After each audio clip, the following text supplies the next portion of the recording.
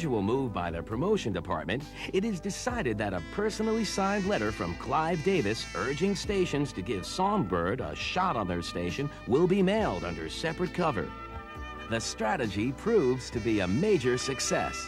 As the weeks pass, the ads roll in at an incredible pace. Yes, Clive, it was a great idea. The single feels like a smash. Yes. Yes. The feedback I've gotten from radio says they really appreciated the letter. Yeah, some guys framed it. Yeah, they put it on their walls.